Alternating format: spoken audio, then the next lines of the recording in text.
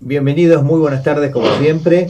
Hoy el Comité de Crisis en Salud del Distrito de 9 de Julio dio a conocer un informe donde dejó un mensaje muy fuerte, por un lado, de saturación de los propios profesionales, conjuntamente con ello cierta desobediencia de nosotros, los posibles pacientes, los vecinos de la comunidad, o que nos juntamos y conjuntamente con ello no usamos barbijo, que hoy es ley, pero además de ello es el único antídoto, el distanciamiento y el cuidarse usando barbijo. Cuando las palabras ya están como agotadas, porque este pedido lo vienen haciendo hace mucho tiempo, vamos a hablar con una médica que es psiquiátrica, que es parte del sistema de salud, especialista en psiquiatría, me corrijo, y que conjuntamente con ello es parte del sistema de salud, la doctora Andrea Casas, le damos la bienvenida, y que nos empiece a ayudar a comprender esta situación y qué podemos hacer nosotros de cuidado y de resguardo en el seno familiar y conjuntamente en el entorno social. Bienvenida Andrea, buenas tardes. Bueno, bienvenido, gracias por la bienvenida. Un saludo a toda la audiencia, Gustavo.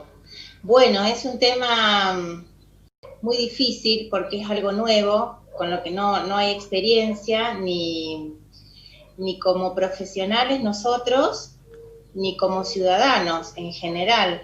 Uno está en otra charla anterior que hemos tenido acerca de los impactos que tenía en la salud mental, en lo emocional, el confinamiento. Hemos hablado precisamente de la necesidad de socialización, ¿no? Creo que lo más importante en este momento es apelar al sentido común, que muchas veces es el menos común de los sentidos, pero apelar al sentido común que muchas veces, y quizás en los peores momentos de nuestras vidas, en los momentos donde tenemos que tomar decisiones, que tenemos que decir cosas importantes, es el que nos guía para elegir la mejor opción posible. Remarco esto de posible porque sería, bueno, volver al colegio, los niños, los adultos a sus actividades completamente de forma habitual.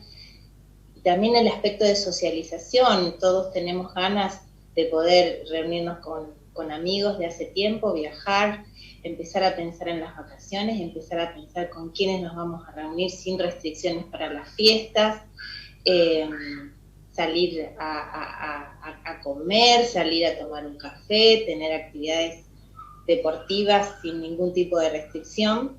Eso no es posible. Eso no es posible. Es decir, eso sería lo ideal, ¿no? Entonces, primero que nada, poder aceptar que lo ideal en este momento no es posible.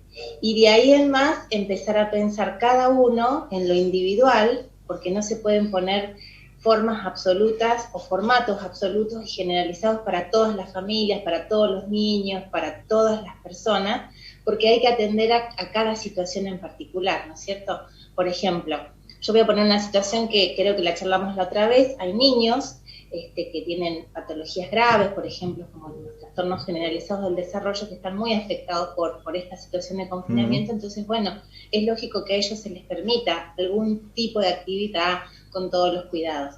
Hay otros que tienen otras herramientas, no tienen ninguna patología y pueden tener la posibilidad de restringirse un poquito más. Bien, bueno, este fin de semana vimos como dos escenarios fuertes. El parque como un paseo familiar, gente que andaba en bicicleta, con barbijo, distanciamiento. Y por el otro lado, el acampe con reunión cercana, compartiendo mate, compartiendo bebidas, y sin ningún tipo de barbijo ni de restricciones. Como dos escenarios. Uno un poco más de cuidado y el otro descuidado totalmente en el marco de esta situación. Y hoy los médicos apelando una vez más a considerar la importancia del distanciamiento y el barbijo porque está saturado los compañeros tuyos, seguramente vos tenés cansancio también residual, y se pone en peligro hasta el sistema en general. Este es el mensaje que nos ha quedado hoy a la mañana. Dos cosas. Uno, con respecto al sistema de salud y a todo el grupo de colegas en general del mundo, y en particular del 9 de julio, Nosotros en 9 de julio vivimos una situación de los profesionales bastante, o quizá, no sé si no es medio única, la verdad que no sé, no tengo la información, pero muy, muy particular, ¿sí? Nosotros los profesionales que estamos afectados al hospital provincial, al Hospital Julio de Bedia, los que somos de plantas, los que tenemos una línea de especialidad más específica, es decir, cirujanos, ginecólogos, dermatólogos, psiquiatras, traumatólogos, etcétera, etcétera, etcétera. Además de cumplir con nuestro trabajo como especialistas, tenemos horas de participación en la Guardia General asistiendo solo a pacientes COVID. a los que hay que descartar COVID. Por ejemplo, en mi caso, yo este sábado próximo, en la mañana, son 6 horas, me toca colaborar con el médico de la Guardia General para atender pacientes con posible COVID. Para eso, por supuesto que nos tenemos que preparar con una serie de elementos de protección que nos da la seguridad, que nos da la seguridad y la tranquilidad de disminuir casi en forma absoluta el riesgo de contagio. Eso implica materiales, implica que pasamos mucho calor, implica que es mucho desgaste, porque tampoco nosotros estamos acostumbrados a vestirnos, a cambiarnos, a descambiarnos, a seguir un protocolo. Entonces, el cansancio no es solamente por algunos especialistas o por algunos colegas, sino que, por ejemplo, y en particular el 9 de julio, estamos la mayoría, ¿sí? Más allá de nuestra especialidad, atendiendo este problema grave, esta pandemia. Eso lleva a que haya como una fila que cada vez se acentúa más de cansancio, de estrés, y el estrés es un factor predominante, ¿sí?, para desarrollar infecciones. Es decir, es muy importante que estemos tranquilos todos los profesionales o lo mejor posible, ¿no?, para poder hacer frente y que no nos infectemos, ¿no?, que nosotros mismos no nos contagiemos y no nos enfermemos. Yo creo que con respecto a este tema es importantísimo que la gente, los ciudadanos, pueda entender que el 9 de julio puntualmente nosotros estamos llevando a cabo en líneas generales la atención del COVID en el hospital, nuestro hospital Julio de Bedia. Eso por un lado. Y por otro lado, en cuanto a lo social y lo psicológico, esto que vos contabas, ¿no?, que de pronto es como que empezó el calorcito y empezamos a ver el parque, las reuniones, es decir, una serie de eventos por los cuales casi que nos parecía que no iba a llegar nunca, bueno, de pronto arrancó. A ver, los seres humanos tenemos un mecanismo de defensa siempre preparado y listo para actuar, para no sufrir, que es la negación. Es lo que nos dice, no va a pasar nada, no, esto no está pasando, no, esto es mentira, no, esto en realidad es una gripe fuerte, no, en realidad a mí no me va a pasar nada porque yo soy joven, es decir, la negación es una herramienta, es un mecanismo de defensa válido, muy válido para no sufrir. Ahora, como todo en la vida, en su justa medida.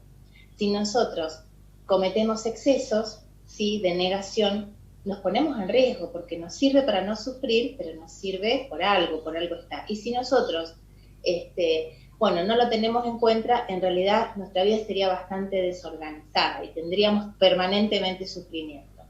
Yo creo que esto es parte de negar una realidad, es parte de no aceptar un riesgo y de no aceptar también que hay un sistema de salud, el 9 de julio puntualmente, que no solamente responde a los ciudadanos del 9 de julio, sino que también responde a toda una zona de influencia, concretamente una región sanitaria, que es la segunda, que es muy grande, y que tiene que además abastecer o dar prestación en el caso que fuera necesario de colapso también a otros lugares.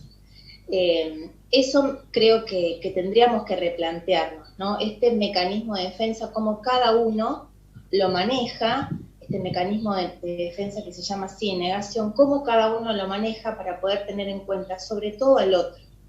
Y sobre todo tener mucho más conciencia del real cuadro que se está viviendo.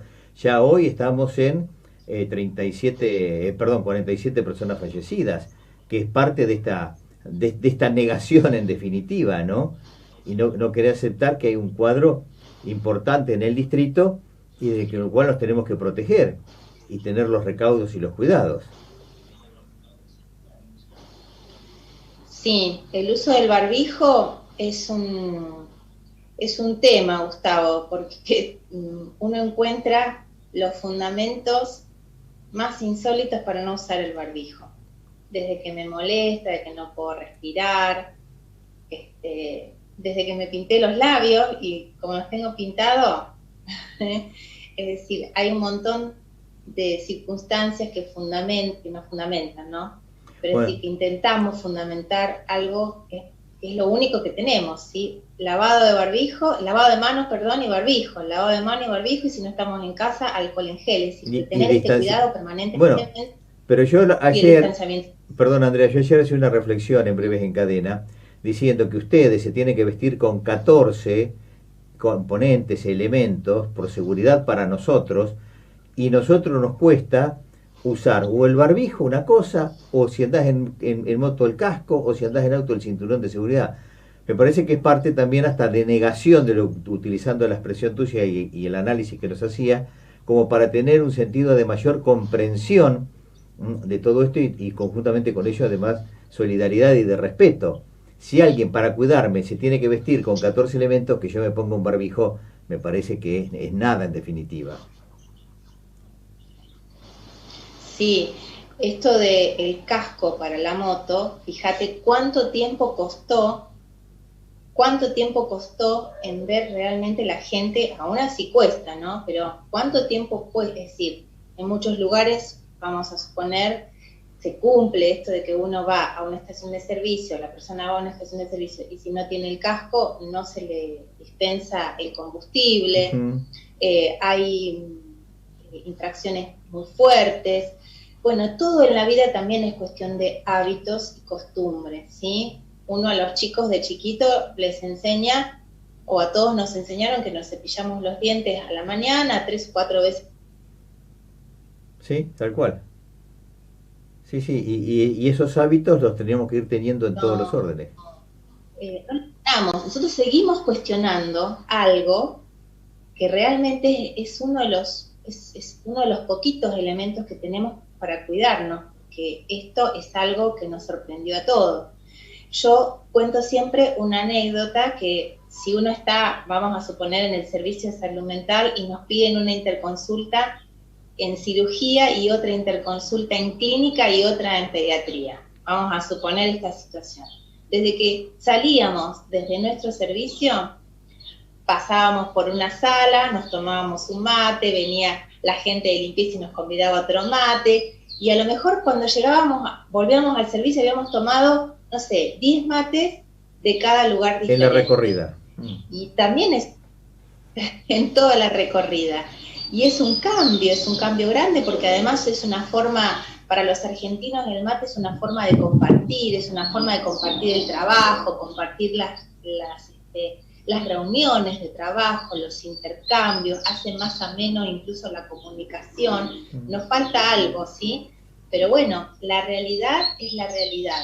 Eso no se puede hacer más. Nosotros el mate, yo siempre les digo, va a quedar restringido a nuestra casa, a compartirla a lo mejor, no sé, con el esposo, con la esposa, y después vamos a tener que ayornarnos un poco y juntarnos y tomar un café con alguien, ¿no? de su círculo más íntimo, un té, pero el mate lo tenemos que por ahora mirar como un enemigo silente. Yo siempre digo lo mismo, a mí las 4 horas que me toca estar en respiratorio, yo me hidrato bien,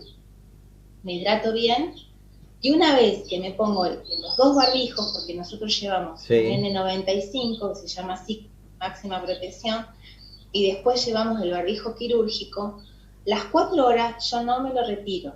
Y siempre le digo esto a mis compañeros, yo no tomo mate, no tomo café, no como. Es decir, tenemos que resignar, estamos en una época donde tenemos que resignar un montón de cosas que nos gustaban. A todos nos gustaba, yo he ido a charlar con vos a la radio y ¿qué hicimos? Tomamos mate. Tal cual. No lo podemos hacer, no lo podemos hacer más.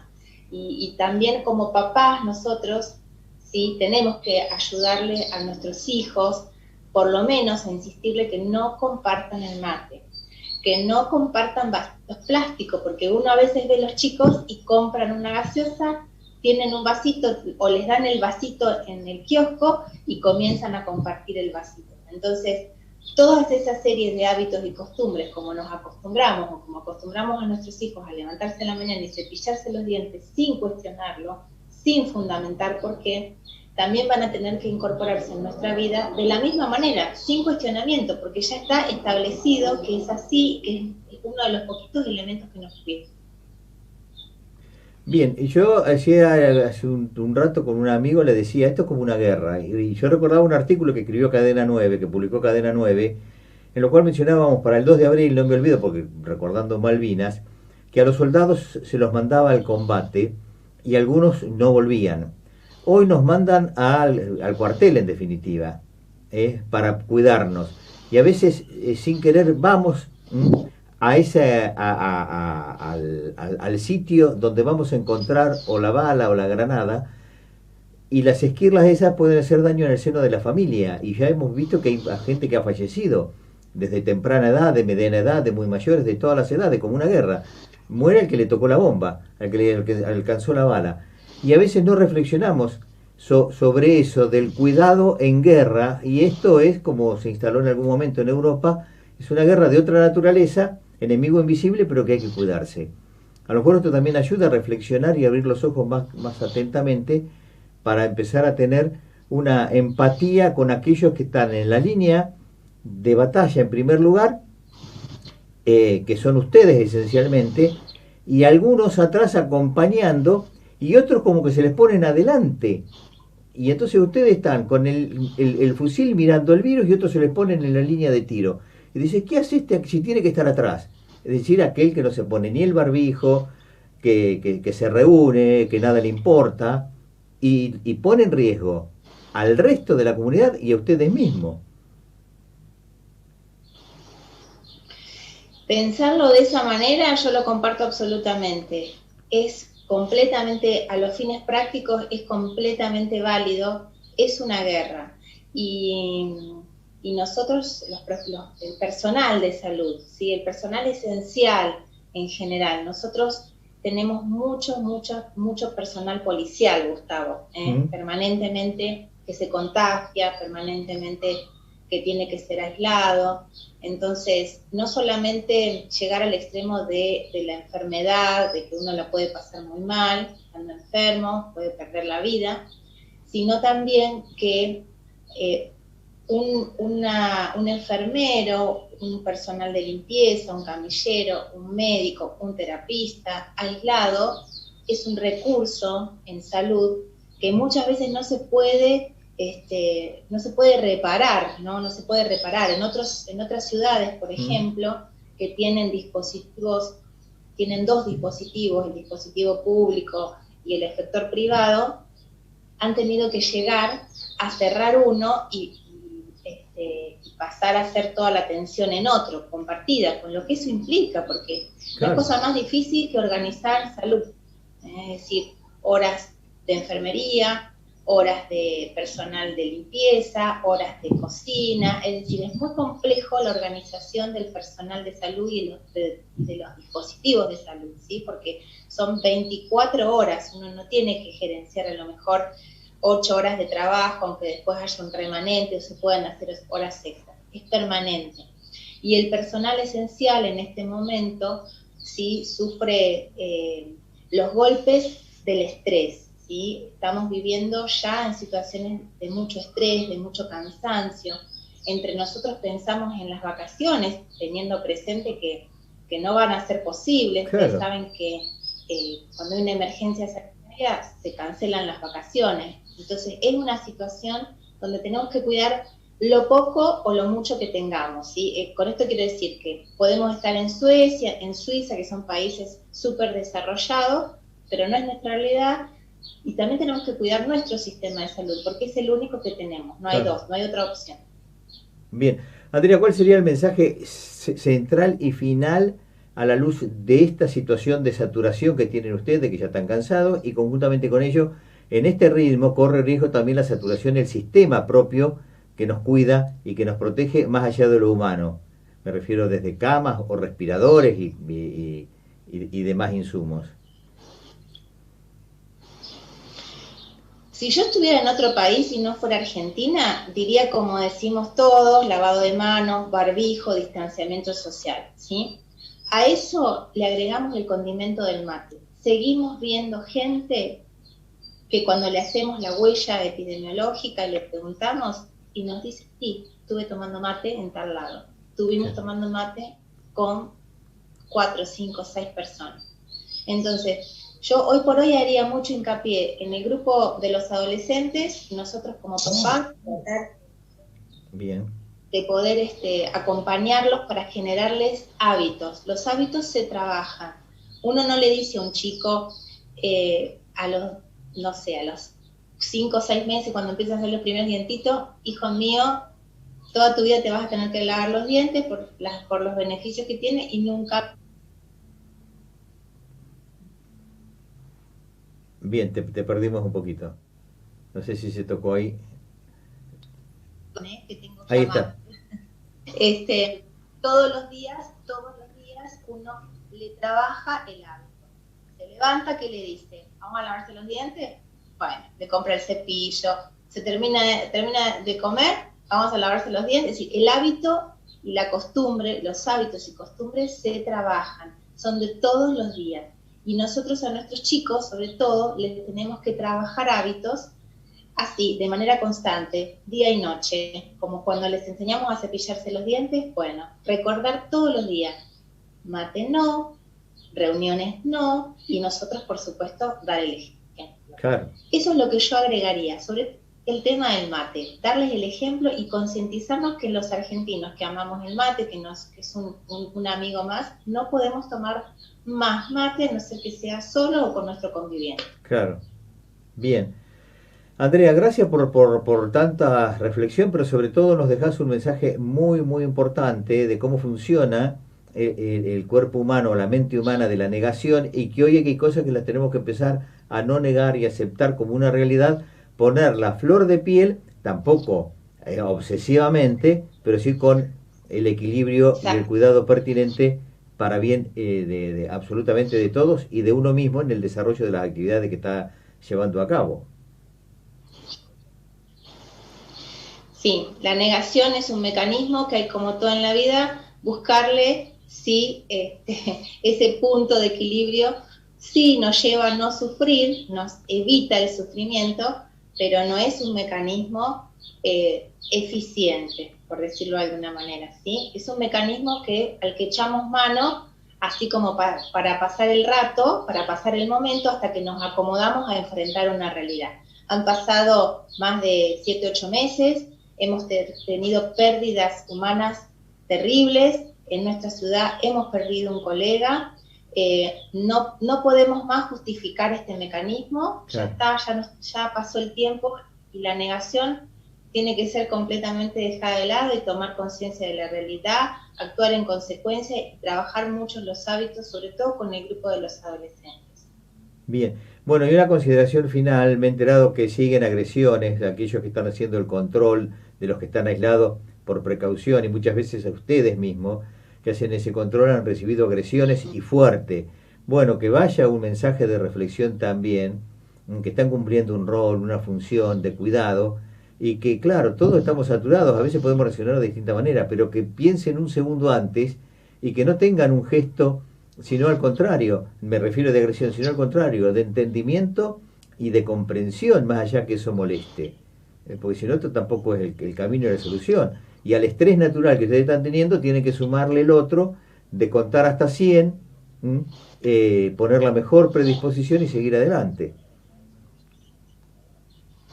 Sí, sí, sí. La gente cuando uno le tiene que decir, se tiene que hisopar y tiene que aislarse, la verdad es que es toda una situación. Algunos, por supuesto, lo aceptan bien porque es sentido común y hay criterio de realidad, pero hay otros que realmente se ofuscan muchísimo y quizá ponen al personal de salud como si fuéramos policías, ¿eh? Que no, estamos colaborando, estamos tratando Tal de cual. controlar lo mejor que se pueda o lo más que se pueda el número de contagios y el número de pérdidas de vidas. Bien. Andrea, muchísimas gracias por el gesto, lo mejor en todo, en lo personal, familiar, institucional, y que sigas muy bien como siempre, ¿eh? Y adelante. Muchísimas gracias a vos, Gustavo, y a toda la audiencia que siempre te sigue y que confía mucho en vos. Gracias. Muchas gracias, muy amable. Bueno,